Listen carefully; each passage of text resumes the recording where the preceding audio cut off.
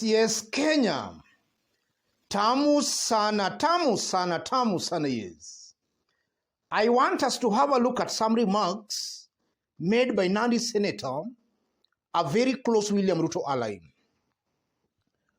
UDA is the epitome of democracy and the rule of law. Salah Yakub is within his right to push this amendment. Let's listen first. I shall support in the Senate. This is a conversation that might happen in future by Kenyans on scrapping of term limits of a president. Samson Cheragei, 9th November 2022. That's today. In this video, as usual, I want us to dissect those remarks to see what they mean politically and why I strongly believe William Ruto and his team are still nostalgic of the KANU old days.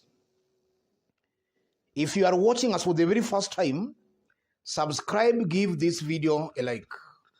Yes. Cheragei is saying UDA is the epitome of democracy and the rule of law. Is that actually true? That's a big lie. In fact, if you look at UDA leaders, I don't think they believe in democracy. So this is just a hypocritical kind of a statement. And also yesterday, we saw Yakub, this UDA member of parliament, who brought up the issue of removing presidential term limits, insinuating that William Ruto has performed well. That's what that UDA member of parliament was saying. So according to him, he believes William Ruto has performed well in the 60 days he has been in office. Is it true that William Ruto has performed? In fact, William Ruto has performed dismally in the 60 days he has been in office. So you are seeing clearly that these leaders supporting William Ruto, they are living in their own worlds. And if these are the people advising William Ruto, they are clearly cheating and misleading William Samoei Ruto. They are not telling him exactly what Kenyans on the ground are saying. Even Kenyans who voted for William Ruto, I'm very sure any Kenyan in his sane mind will tell you William Ruto is not delivering. He is not performing. In fact, as I talk, William Ruto has not delivered any single promise he made to the hustlers. That's a fact, ladies and gentlemen. Let's dig deep into this issue to understand it deeply. Those remarks by Senator Cheragei just exposes the thinking within UDA. You know, some weeks back, it's believed that William Ruto and his close allies isolated this senator because of his loose mouth, loose tongue. He always just exposes some secret that the public should not know. And in this case again, I believe he might have just exposed a secret within William Ruto's inner sanctum. And most likely these remarks by this senator might put him on a collision path with William Ruto and his close allies. William Ruto would have loved and preferred leaders from other regions talking about that, but not leaders from Kalenjin Rift Valley. I know this senator is going to find it very hard and very rough with William Ruto and his allies. He is talking too much. He is revealing and leaking out the big secret here. And if you look again at William Ruto comes out as a very good student of Moi and a very good student of Yoweri Kaguta Museveni. Moi brought up William Ruto to national politics, YK92, and Kenyans still remember what YK92 did to this country. William Ruto is still nostalgic of those old KANU days. And as the president, maybe wants to try them once more as the president now. And if you look at Museveni, when Museveni took over power in January 1986 in Uganda, he was telling Ugandans that one thing he hates about African leaders is that they hang on to power. 36 years later, Museveni is hanging on to power. And if you look at William Ruto, he is exhibiting signs of a leader who is hungry for power and more power. And if William Ruto can find his way of even amending the constitution, William Ruto will gladly amend that constitution. And if you look at the way it started in Uganda, it started by some leaders close to Museveni insinuating of plans to amend the constitution. At that time, Museveni was coming out to deny that those talks were ill-advised. He was coming out to deny. Eventually, Museveni did amend the constitution. So as he was denying those remarks in public, behind the scenes, privately, he was pushing for the amendments. I'm seeing the same thing happening here in Kenya. It's a fact, and if you look at it diligently, it's actually factual, that William Ruto and his team used that member of parliament to test waters. Upon the member of parliament testing waters, other leaders came to deny and to disown those remarks. And then you are now seeing again some other leaders coming to endorse those remarks. So they test the waters, then they deny, and then more leaders endorses that those kinds of remarks.